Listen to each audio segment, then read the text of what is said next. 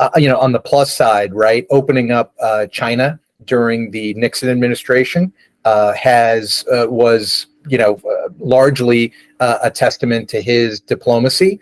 There were several landmark U.S. Soviet arms control talks, which I think made the world a better place or a safer place. And then, of course, expanding ties between Israel and its Arab neighbors, right, with the Paris Peace Accords, with North Vietnam. So there's a lot of positives. And then, as you have likely read, as I have, the intervention in Central America, trying to depose elected leaders and replacing them with dictators that were more sympathetic to our point of view, certainly falls in the tarnish bucket, if you will.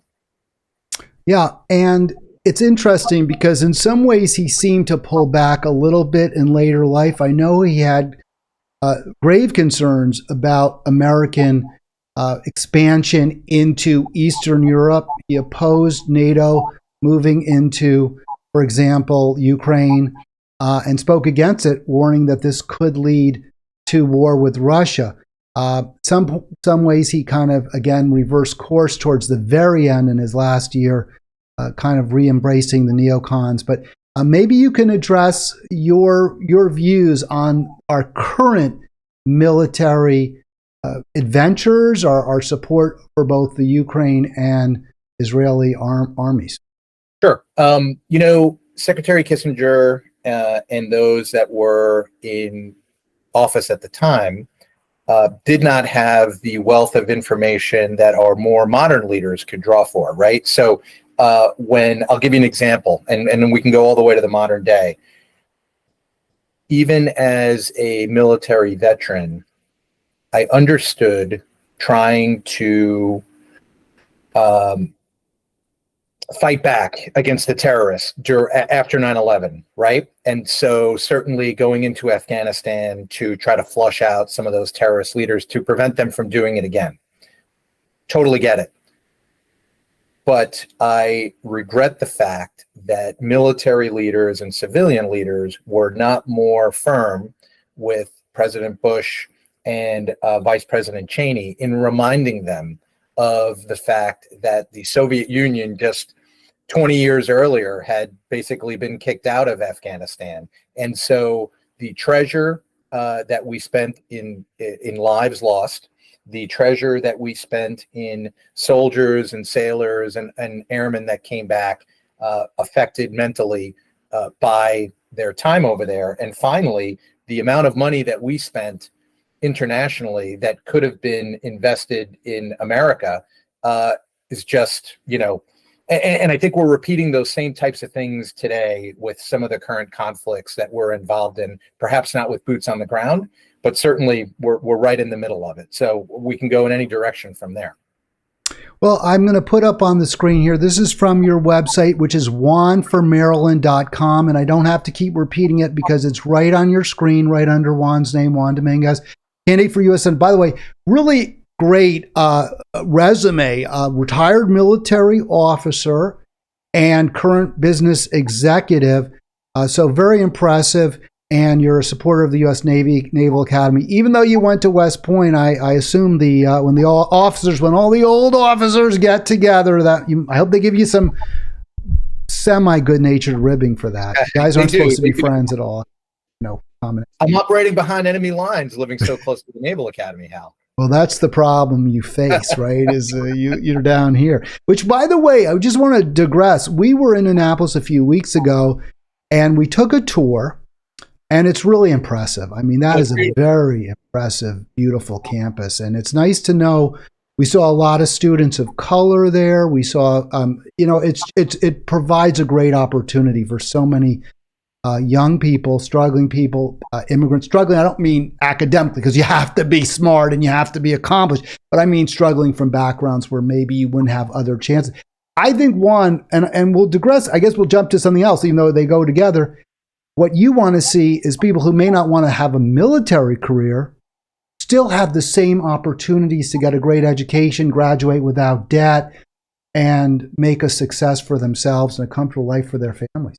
Sure. So we could absolutely digress there for a second. The cost of college education has gone, it's out of control in the United States, right? And so without digressing too far, we have the ability to pay for debt-free in-state tuition by raising the estate tax and implementing a wealth tax in this country.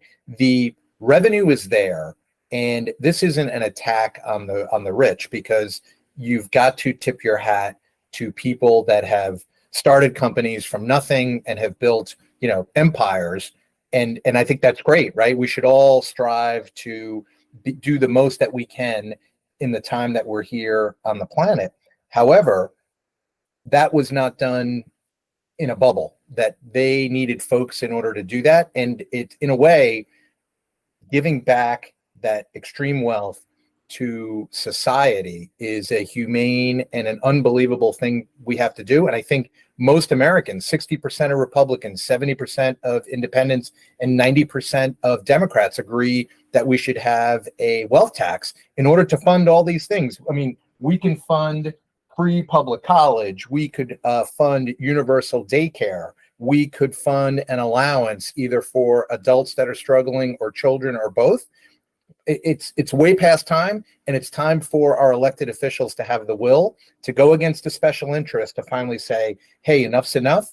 In order for us to continue having a thriving society, we have to pull up those folks that have been left behind. And in America, in Maryland and America, Hal, when 60% of Americans struggle to pay their bills every month, that's a problem for me. Well, and you point out, Juan, that certainly higher taxes on the wealthy is essential. But you also note in your discussion of the military that reducing the bloated budget would not only likely make us safer if we spend the money more intelligently, but also would free up resources for those other critically important government functions. Hal, well, let's see how many times we say special interests during our time together. Okay. There's some shows on Bravo that every time you say the magic word, you have to drink, but we're not going to do that. I only know that because my wife watches those shows. I do not watch those shows. I'm going to assume the same is true for you, but maybe not. I don't know. Maybe it's a rumor I heard, but listen, with respect to military spending, even folks in the military, in the Department of Defense, would be the first ones to say that we have too much duplication, too much funding for outdated weapon systems, and that, again, we need to battle the special interests and kind of that military industrial complex to say, hey, how do we set ourselves up to defend America and its allies for the next 50 to 100 years? Because I'm all for a strong national defense, don't get me wrong. And how do we do that in the most efficient and economical way possible? And I think you've seen some ideas outlined on our website. It is truly an opportunity for us to continue to protect our national interest and doing it much more efficiently. And all of those dollars can be reinvested into other things that we desperately need in this country. All right. So the special interests that you've mentioned have tremendous power. That's why they get the breaks. That's a big reason, obviously, for those bloated military budgets. That's a big reason for the billions we're pouring into Ukraine, the profits that have gone to Lockheed Martin, Raytheon, and others. In fact, we had a vice president, right, who came right from, is it Raytheon? And Halliburton. Okay, so Halliburton, right? Halliburton, yep. Yeah, and he never served. As far as I know, he didn't even serve in the military, but he profited from sending our best and brightest young people overseas to kill or be killed, and also to just fund other wars in other places.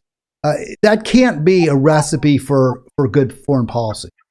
How do you take them out of the picture? How do you take those power brokers out of the picture?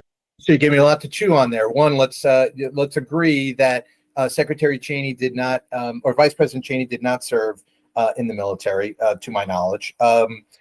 We as leaders and Congress as leaders, when only about 1% or less of Americans have served in combat, we need to be much more intentional before we deploy our armed forces, our sons, daughters, and other ways that people identify themselves overseas to potentially be killed. That needs to be the absolute last lever that we pull. And I think a lot of times it's the first lever that we pull. And we can get into that in a little bit more. We need to be a country that leads through peace and diplomacy, like we did for many years, as opposed to through war. Those special interests, Hal, is why I'm running. And I think why people need to consider myself against the other two establishment candidates. I think if you vote for those establishment candidates, they're very nice people. You're going to continue to get more of the same in Washington, D.C. Look at their positions. They nibble around the edges because no one wants to rock the boat because they want to be elected to the Senate, right? Listen, we need to have bipartisanship and we need to talk to the other side 100%, but we also need to hold current and future elected officials accountable for the fact that the deep-pocketed special interests have basically put handcuffs on our ability to change the course of this country, and it continues to be the primary reason why we have such a gap between the haves and the have-nots. So given that, why run as a Democrat? I mean, we have seen other Democrats who came into office, I'll name names, AOC, others who, and I don't think you share all her views, but she certainly came in with the idea she was going to take on the Democratic Party establishment. And yet, in many ways, she has become part of it. Is that something we should worry about happening to you? And again, why not, like a Dr. West, run as an independent or a Green? You know, there'll come a day, and there will come a day, and I welcome that day, where we have a strong third party in this country, right? And I say that even though I'm a Democrat and I'm running as a Democrat, because that will go a long way to helping us have more bipartisanship and actually getting the work of the people done. When it's just one side or the other, right? It's very easy to fall into this entrenched gridlock system that we have.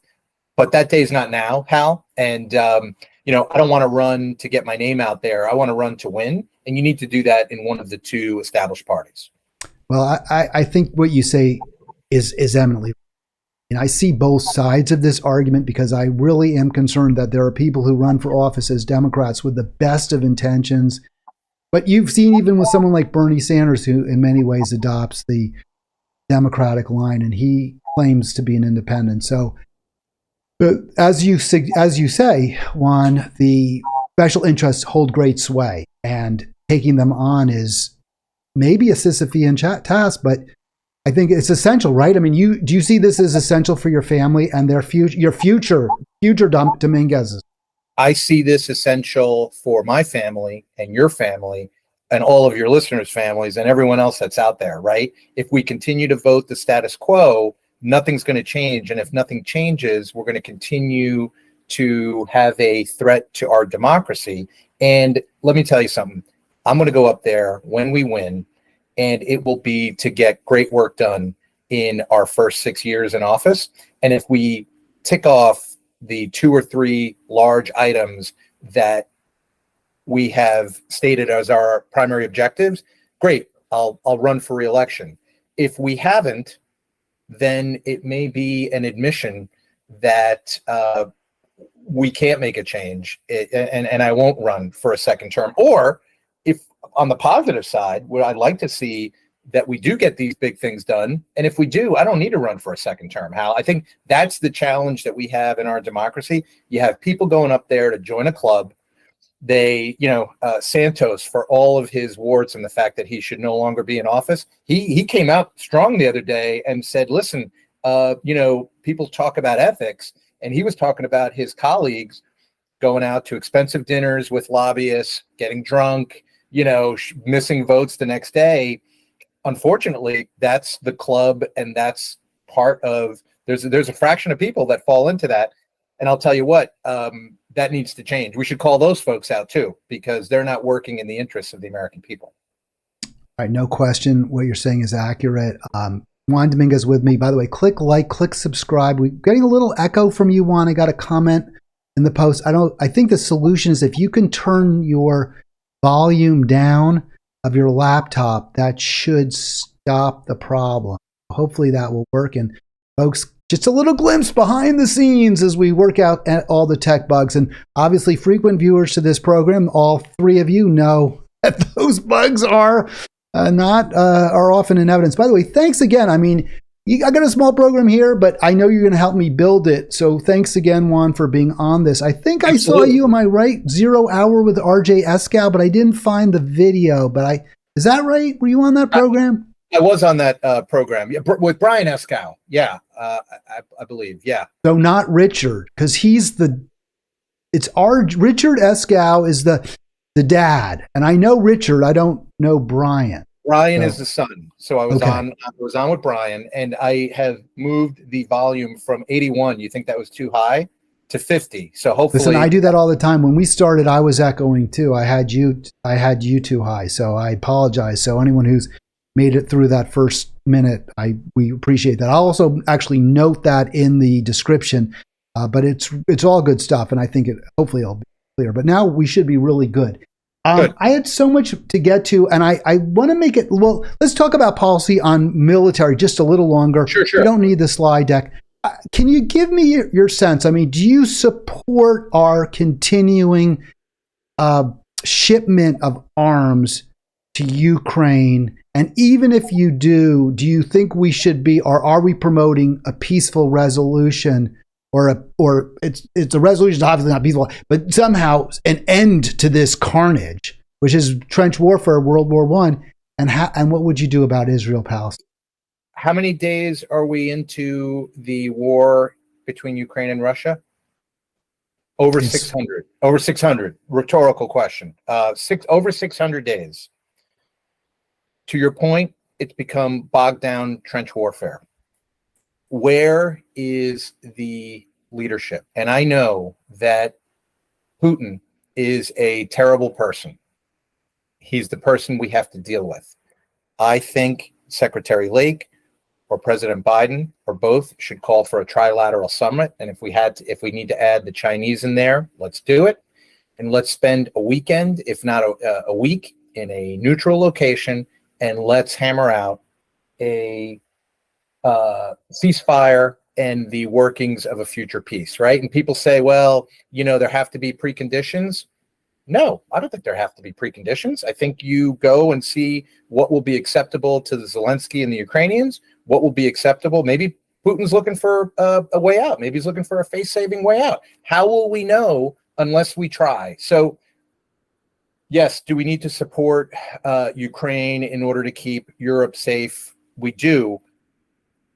Before I spent another dollar, I would ask for those talks.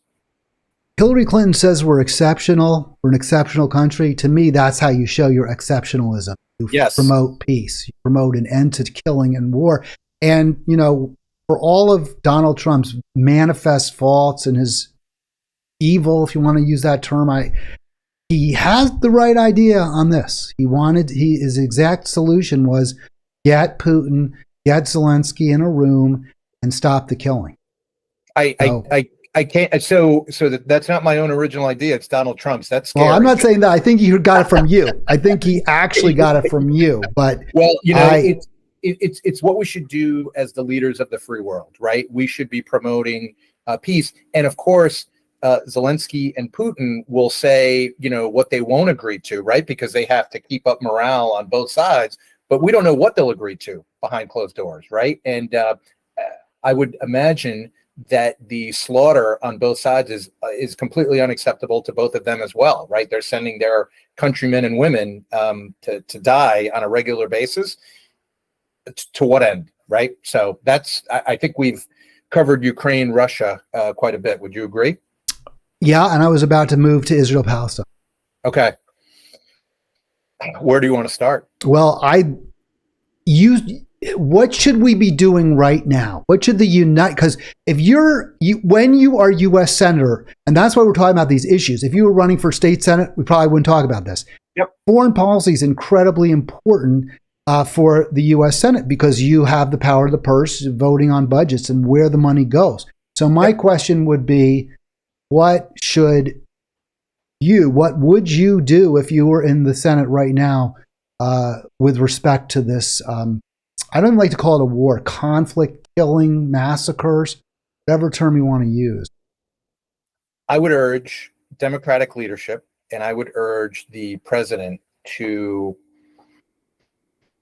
tweak their current policy. So I would say, number one, the right of the Jewish people to self-defense needs to be preserved, right? Unfortunately, and you're probably aware, right, because of history, I'm sure you're aware that there is a group of people, both in this country and worldwide, that would seek to eliminate every Jewish person from the face of the earth. So we must stand with our Jewish and Israeli brothers and sisters to make sure that never happens, right?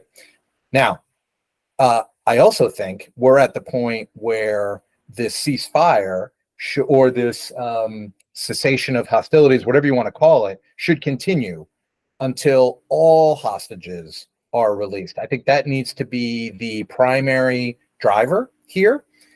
And then same as Ukraine, Hal, I would say that we need to lead in order to set up a short-term peace and a long-term peace, right? So the necessity of diplomacy, once again, the America that leads through peace and strength needs to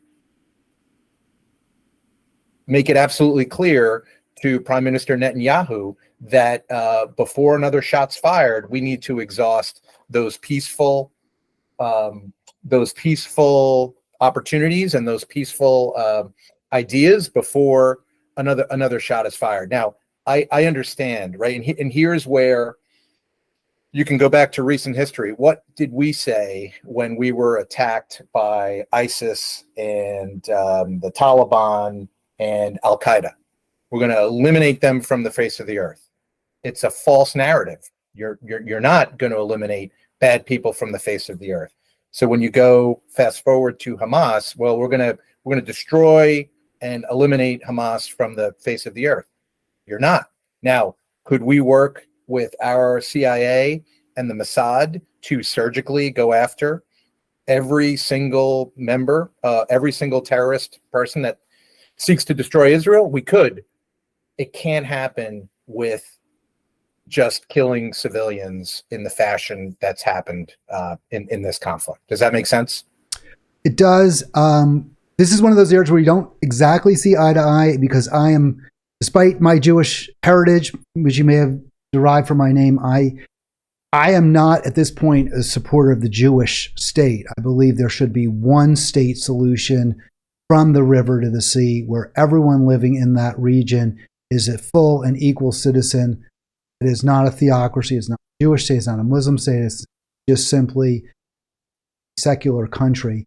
Everyone has both economic security and equal political rights. I don't want to get into that because I've talked about it a lot, but I just want to throw your own words at you, Juan, gently. You talk about how civilian casualties that we cause and regional instability that we cause breed resentment and undermine our long-term national security interests. I would say that's exactly true for what Israel is doing. That it's it's colonizing the West Bank. Its massive civilian casualties in Gaza are making it much less safe and are causing the conditions that have led them to retaliate, which will mean more reprisals by Hamas. Well, so, and maybe it's a parsing of words, right? But that's where President Biden needs to lean on Netanyahu even harder, right? I think the reason why we have had a truce and an exchange of hostages is because President Biden, although talking forcefully publicly, behind the scenes is applying a lot of pressure. And I would apply that same pressure because I agree with what you're saying. What you don't want to do is make these terrorists martyrs, right? When and unfortunately, I think that's what Israel, even though I can sit on their side of the table and understand the reasoning, right? But that's what they're doing, and I think that's why we have to I love the utopian thought of a one-state solution. I wish we could throw you in there and see if you could work that out, right? Because that does sound pretty good. Until that happens, I think a two-state solution with UN intervention to make sure that both sides and talking about bringing people to the table, we got to sit down with Iran. We may not like their leadership. We may be completely opposed to their way of thinking. But we need to sit down with them and make them part of the solution. Yeah, no, there's no question. I agree with that 100%. Juan, thank you. Unless you have something else you want to add, I am happy to move on to some of the other topics that you feature on your website, or just have a continued discussion. And I really did want to get to immigration. And one reason is because my wife, I mentioned to you off the air, I've mentioned this before, my wife is she actually teaches English to speakers of as a second language. Some people call it English speakers of other languages. She works with first graders, so 6 years old, 5, 6, 7-year-old kids who are either immigrants themselves, or they live in a home where the parents are immigrants who don't speak English. And you mentioned that in Maryland, I guess it's 10% Latino. Is that right? A very large number. She teaches kids who speak Spanish for sure, but also French, Russian, Chinese, Tagalog from the Philippines, etc. And their lives are. I mean, it depends on the school. She's an imported. You have some ESOL teachers who are teaching children of ambassadors, people who are associated with, wealthy law firms and the like. These kids, life is really challenging. This is in a wealthy county where we're relatively progressive, and there's not, as far as I know, the xenophobia is much lower than you'd have in, say, some Mississippi, where I read that, immigrants take their lives in their hands. In Florida, where DeSantis is immigrant bashing for votes. How do we get to a better place where immigrants are treated with respect and dignity, just as all Americans should be, and many, immigrant or not, are not receiving that quality of life that you and I agree is essential? Yeah, as all humans should be, right? It is such a complex problem, or such a complex challenge. And let's start with, let me oversimplify it first, right? If we were able to take care of the 60% of Americans that currently struggle to pay their bills, and I know we've been talking about this throughout our interview today, I think it would be a lot easier to come up with solutions here, right? But in the background, you have people in this country that struggle to pay their rent, to provide quality food for their children, who at the end of the month have to decide, hey, am I going to keep the lights on, or are we going to eat, 3 meals a day? I mean, that shouldn't happen, right? And I think because we have that, it fosters a lot of this resentment. And think of the incredible strain that we're putting on, as you mentioned, your wife's school systems throughout the country, where we're already stretching our resources, and now we're stretching them to the point where they may break, from a housing perspective, from a school perspective, from a medical perspective. Maryland, I think, in some cases had the longest emergency room wait times in the country. I read that recently, right? And now we're just adding on to that. So a long-winded way to get to some solutions.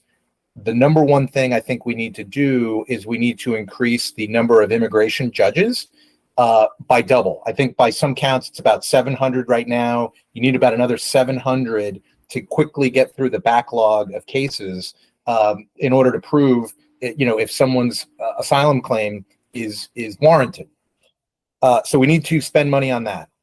We need to work with our neighbors to the south to figure out a way to have people understand that there's a difference between coming to this country because of the dismal existence that they leave behind, right? In many cases, that's why they're leaving.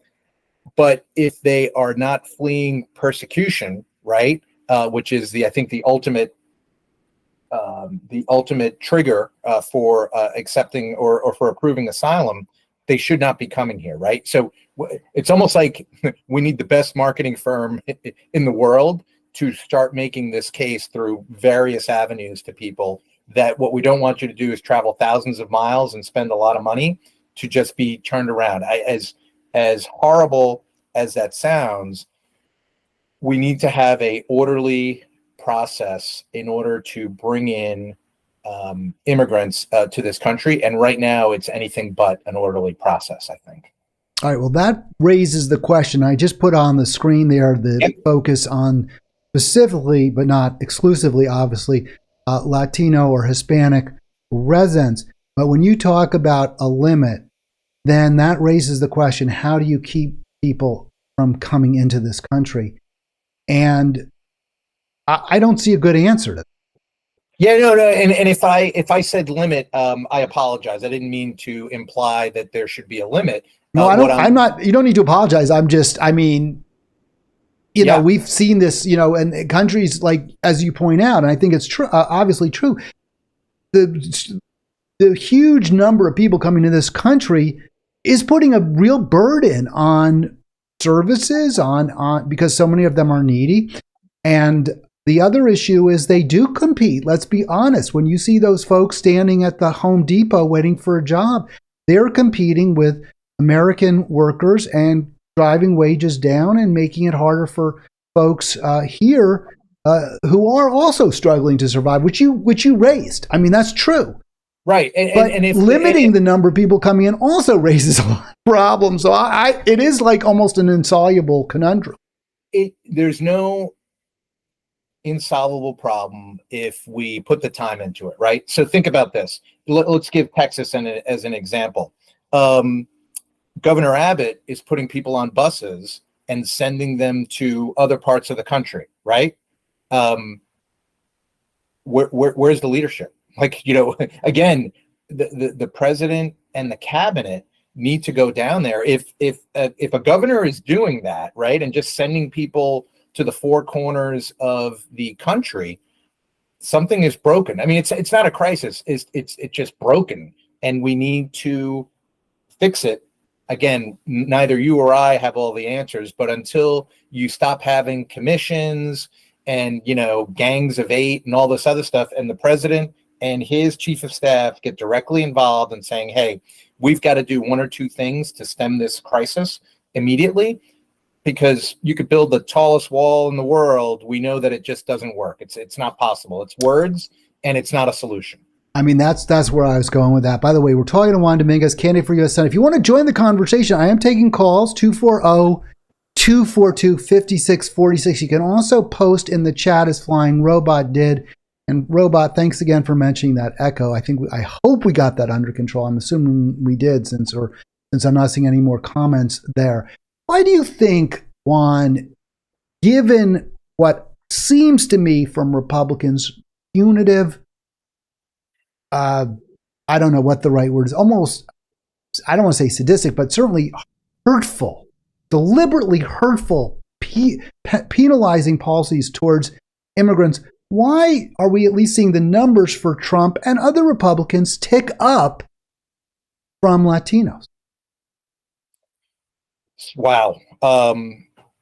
So I mean, I wonder that. No, I think I have a pretty good hypothesis, but that's not where I thought you were going. So I was. Where was I going? Where did you think? That's interesting. I thought you were going around the xenophobia, right? And that's all around.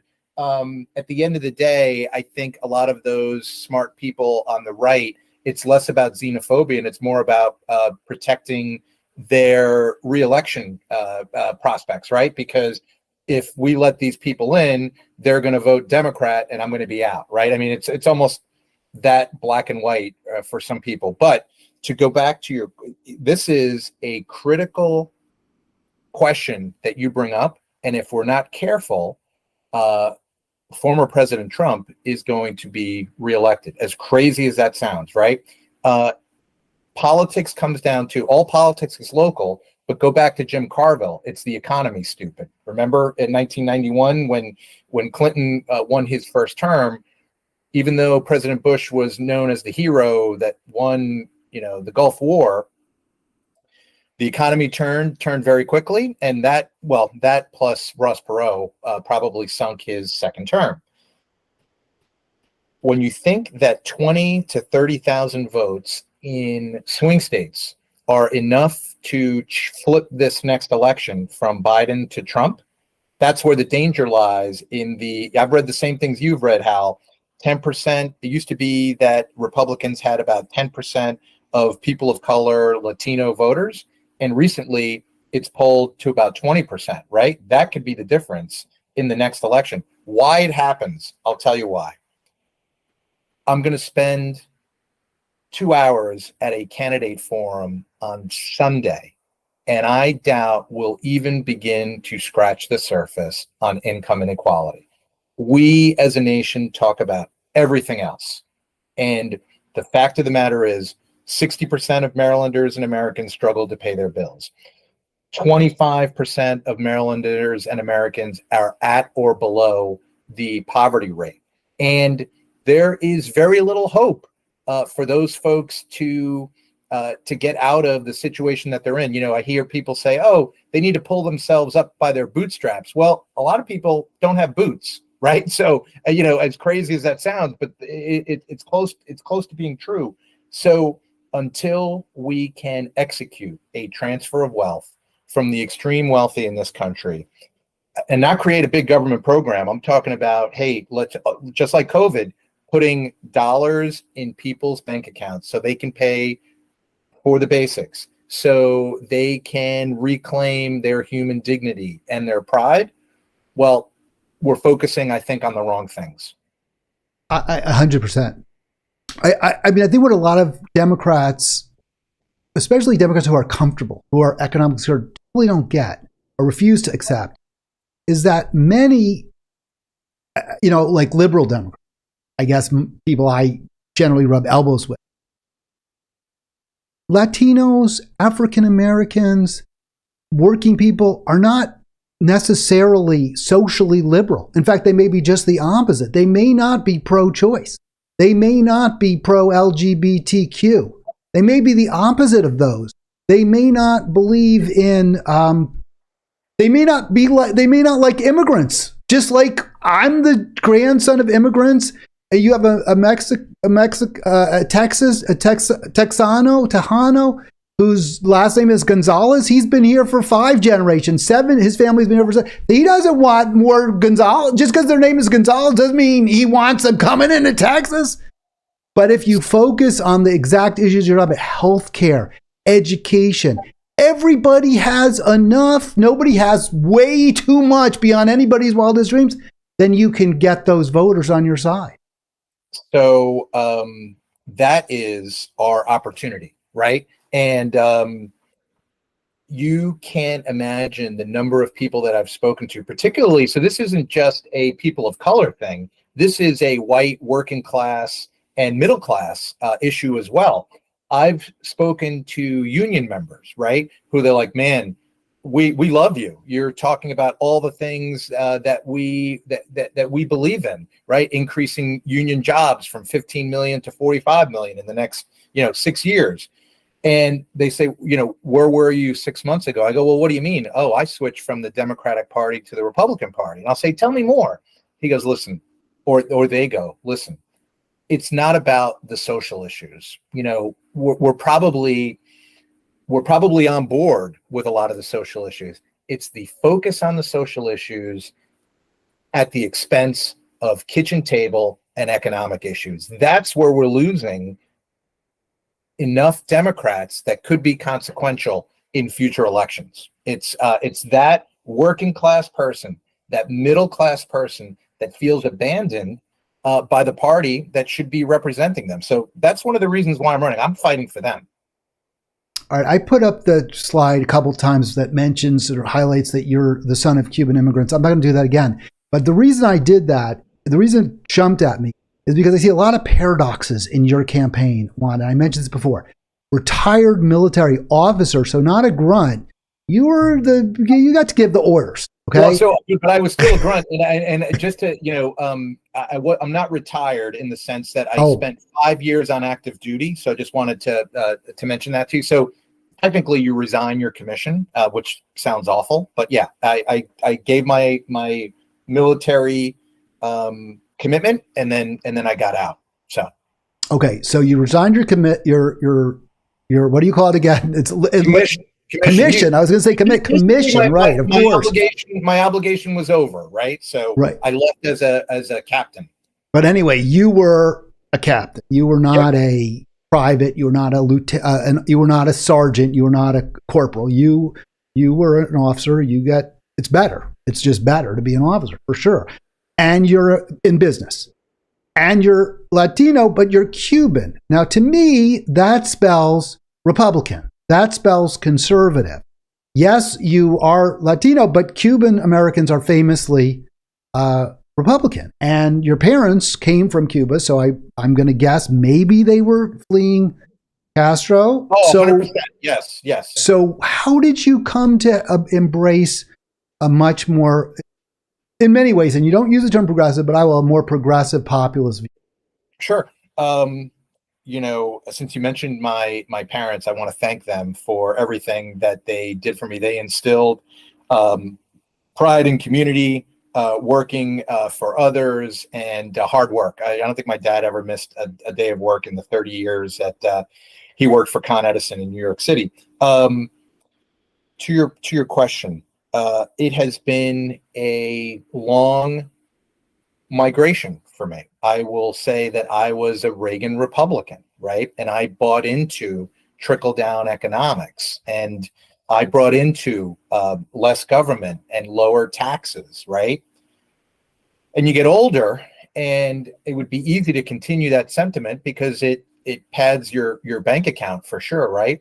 But you start reading and you start learning more, and you're open to other ideas. And this isn't about making America a socialist country. This is about making America the cradle of democracy, the cradle of mankind that allows economic opportunity and dignity for all, right? We've got structural issues that will take years to fix, right? When people say, well, what about housing? I'm like, well, what about it? If we start, if we were approved for more low-income housing today in Anne Arundel County, it would take 4 years, right, before you saw the first unit built, right? What about fixing our schools? I'm like, yeah, 100%. It'll take, years to reform, and I think Governor Moore is working on that now, right, with his blueprint. But what we can do right now to help ease the burden on working families is exactly that. It's going back and saying to the rich and saying, listen, congratulations, you've done this country a great service by building rocket ships and electric cars and Amazon and all these other things, but we've got to help.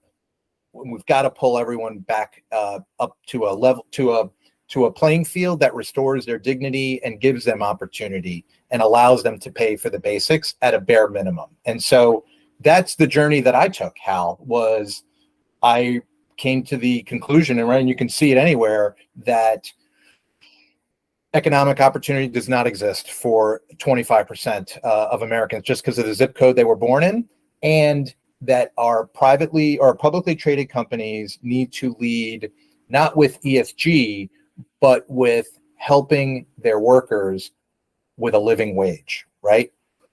So do not make returning shareholder value the number one priority in America, in American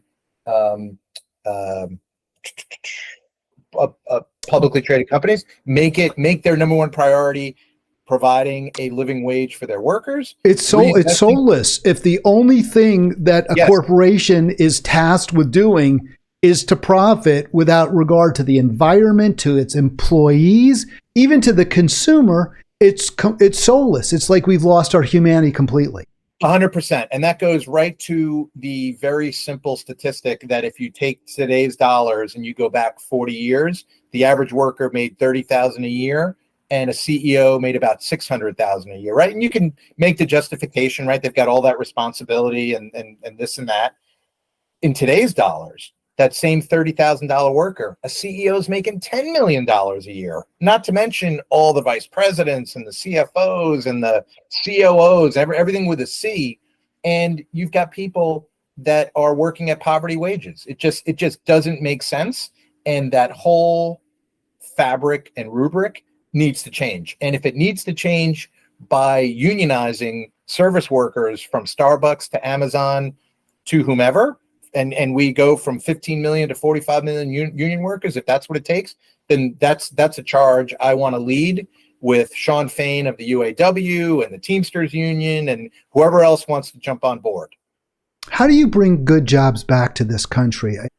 We haven't really gone there, but when you were talking about these corporations and the products that they manufacture, which we enjoy. I mean, I certainly couldn't do this live stream without computers, and for all its faults, I mean, get this stuff out to people without computers and the internet, and obviously corporations instrumental in doing that.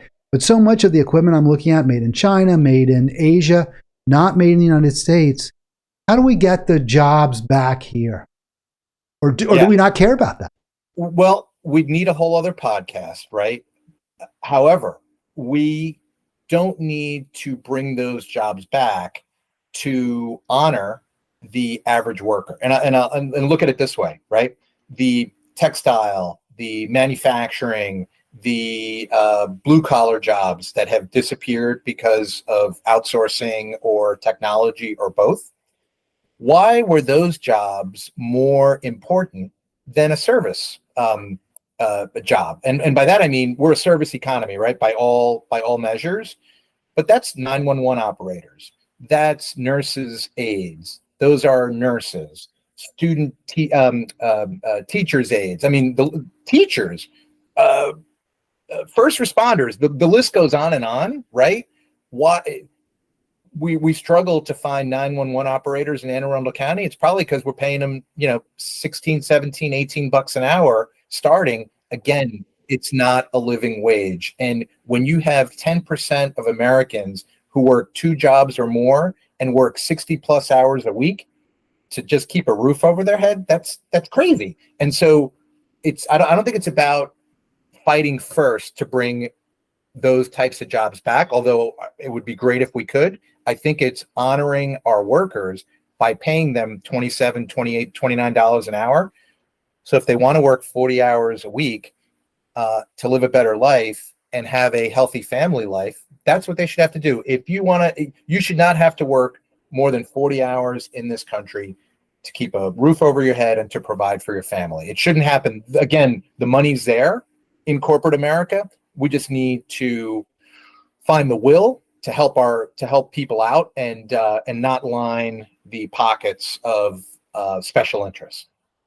Do you have specific plan to kind of rein in that corporate influence and get that money that is spread around like fertilizer so that the corporation, the rich can get richer, the corporations can get more powerful? And, people who talk about being capitalists or pro-capitalist and supporting these policies, I feel like that's very anti-capitalist because the super rich companies are focusing their attention on reducing competition, on maintaining duopolies and monopolies and oligopolies rather than building the best possible product at the lowest cost for the consumer.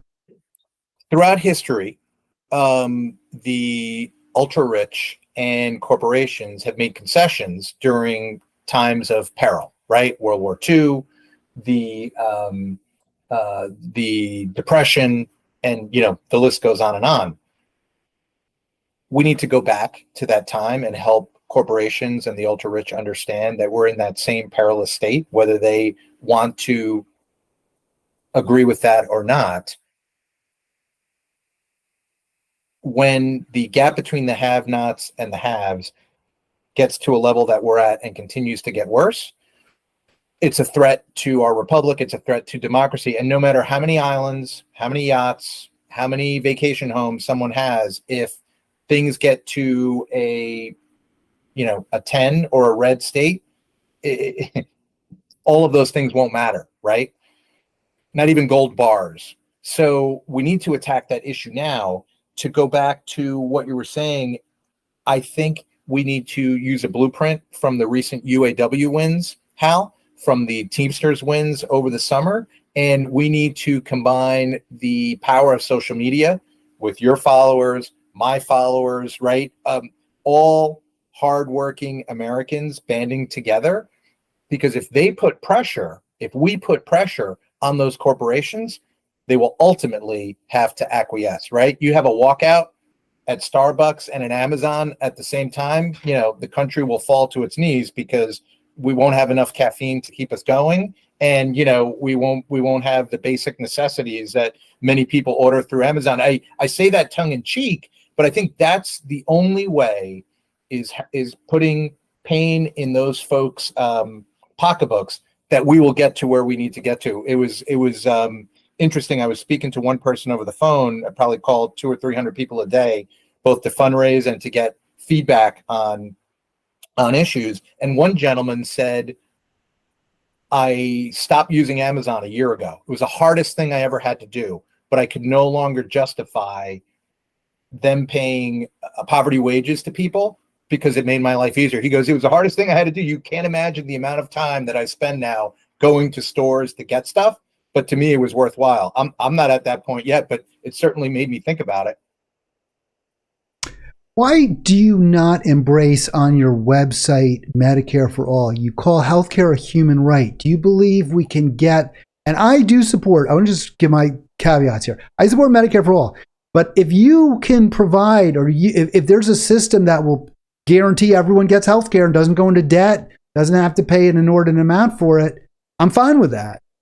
I think we want the same thing. Everyone get treated when they're sick, when they're injured, and the like. But you don't talk about universal single payer. So I'm just curious about that.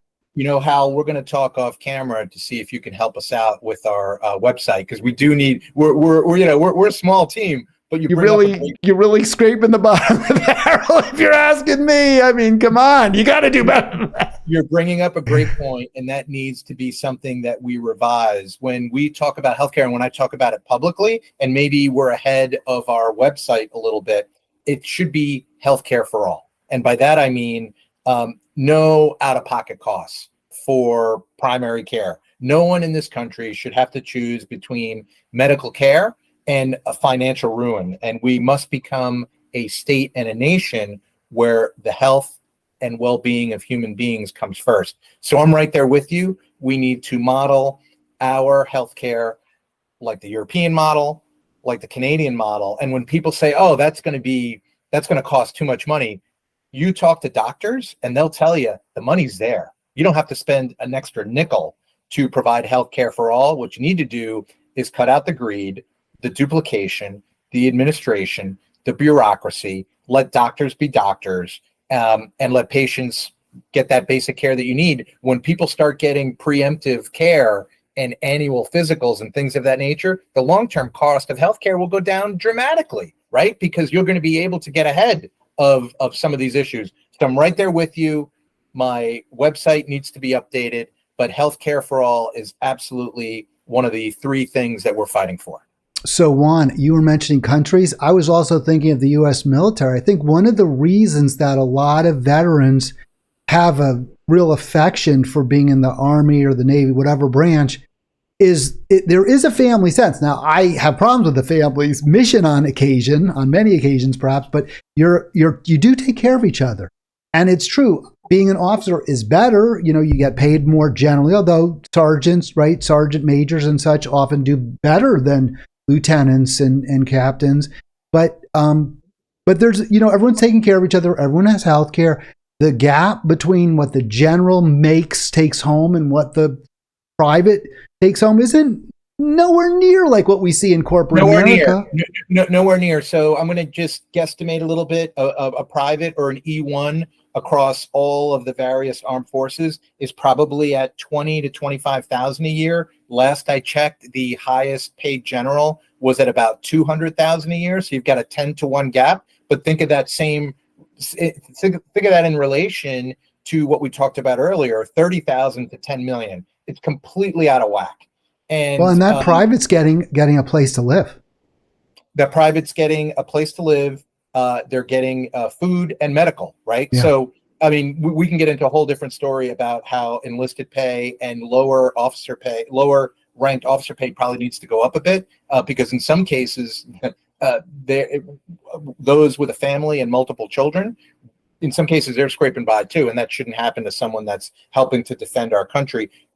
And I'll also say that I don't know if a lot of my enlisted or non-commissioned officers would say that being an officer was better. I mean, I think that's a choice that people make, right? It's like being the head coach of a team versus being one of the players, right? There's pluses and minuses to both.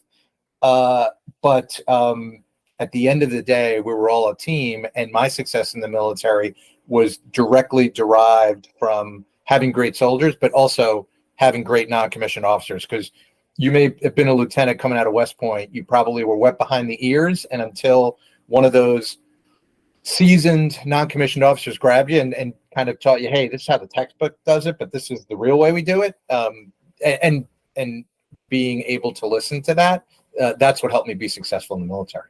All right. So Juan, we've gone the hour. It's been a great conversation. I could go another 15, but if you've got any kind of commitment, then, and I don't want to put you on the spot, it's a little unfair, but I did have a couple of other quick topics, but you're running for office, so I don't want to put you in a bad place. I am also, so let's, number one, I'm a marathoner. So I've run 11 marathons, so I can go probably for another 3 hours. And you're keeping me from making fundraising calls. So I can give you those 15 minutes. So that's almost like I'm keeping you from doing your taxes, right? I mean, it's right there. This is a lot more fun. Talk about environmental policy. Well, I'm going to start with, it's not a cop-out, but it's a quick diversion, right? And I give this example when we talk about environmental policy. And that is that we are attacking the environment with 33% or 25% of the team still on the bench. And by that, I mean, imagine how much progress we could make on the environment if, and here's the example I give. Hey, we're running out on the field with not 9 baseball players, but with like 6 or 7. And people are like, well, what do you mean? I go, well, when I look back at those players, hey, why aren't you coming with us? Hey, man, I'm trying to pay the bills. I'm trying to pay for food. People that are struggling, and it goes back to the social issues that we talked about. It's not that they don't care. It's that is not the most important struggle that they have to face right now, Hal. So I think we've got to fix those things that we've talked about already in order to get everyone on the environmental bandwagon, right? So I think that's an opportunity area, number one. And then number two is there's very little conversation. I'll tell you, this is the big difference between the environmental position that I stake out and others. I don't believe we talk enough about nuclear energy and safe, clean nuclear that you're seeing folks like Bill Gates and others primarily on the West Coast working on. I think that is the cheapest, safest, and probably, well, I already said cheapest, most economical way for us to get to, carbon neutral or net zero. And we don't spend enough time talking about it. I think because nuclear strikes fear into a lot of people because of Chernobyl and 3 Mile Island, but the amount of risk with the nuclear energy that these folks are working on is just about zero. And it's realistic. When you think about how much plastics and how much fossil fuels need to be put into wind and solar, it's almost like you're working against yourself, right? So I think that is one area.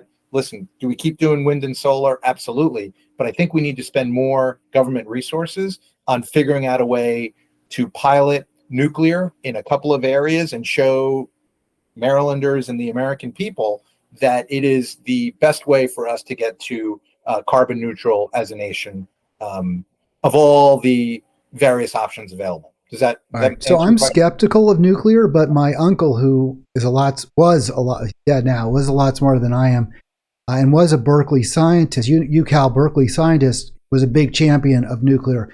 The answer to the question that I didn't get an answer to this question, but I think it's better now. My biggest concern about nuclear isn't necessarily a meltdown as much. Well, there's two things. One, the cost of insurance. Apparently, you can't get them insured. But also, what about the spent uranium, spent fuel? You're stuck with it. I would have to get back to you and your viewers on the answer to that. And, we'd have to rely on your uncle, God rest his soul, because I am not at that level of intelligence. But it's one of the things that has been drastically mitigated based on what I've read, on some preliminary work by Bill Gates and others. Yeah, I've heard that too. I'm not arguing the point. I'm saying This is a concern that I feel we need to focus, we need to address. It's a valid concern. And I think that's one of the things that we talked about, that we have to make the American people understand that it's a lot safer, if not almost 99.9% safe than what we dealt with 30 or 40 years ago. Well, and we certainly have to do everything possible to stop consuming fossil fuel. So even if, as you point out, nothing's perfect, solar and wind aren't perfect by any means. So nuclear may not be perfect, or it isn't perfect. We know that, but we got to stop burning fossil fuels. And I also really appreciated what you said. Getting people to take this crisis seriously is challenging when their crisis is paying the rent next week. Yep. We lose sight of that so often. And I hope to shine a spotlight on that on Sunday during the next candidate forum, because we'll talk about, like we said, everything under the sun. And we have a large swath of Marylanders in the American population that we are leaving behind. And that's just unacceptable to me. So Juan, you mentioned the fundraising. I never ask my viewers for money. I just won't do that. I don't know what their financial situation is, but I will commit to contributing myself to show my appreciation for your giving the time, including the extra time. So I appreciate we can that. briefly talk off the air, but I just want to let viewers know that I am going to support you financially in your campaign. I want to get. That's go humbling, ahead. because any contribution is makes me feel good, and makes me feel like we have that the causes that we are fighting for, people are listening to it. So I appreciate that, Hal. Thank you. All right, you have discussed, you certainly put on, you're proud of your service to our nation. You're a supporter of the U.S. Naval Academy and obviously the U.S. Military Academy in West Point. By the way, before we talk, this will be our final story, and I'll let you go. We'll talk a little bit about Alberto, who's pictured there. Is West Point really beautiful like Annapolis is? I know I've never visited, although I'm from New York State. I understand it's a little grim. Is it a little more kind of like spooky, like upstate New York kind of, or is it also beautiful? Upstate New York is also beautiful. Navy is the second most beautiful campus in America, followed by West Point. Followed. So wait. So yeah. So you got to wait. Did you go ahead? Yeah, I said followed. After West Point. Following West Point. Following West Point. Got it.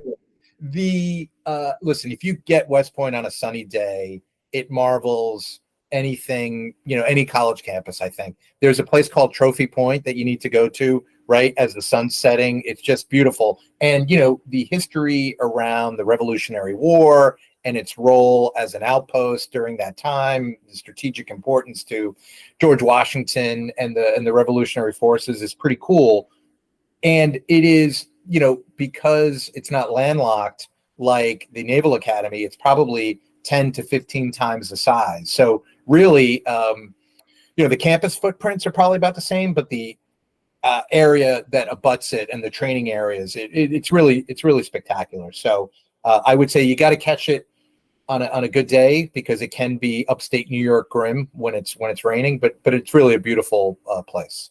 Well, just real quick on that score, if it's bigger than Annapolis is big. I mean, the Naval Academy is very, very big. It's capacious, really, a lot of empty spaces. So it's big. If it's bigger than that, that's big.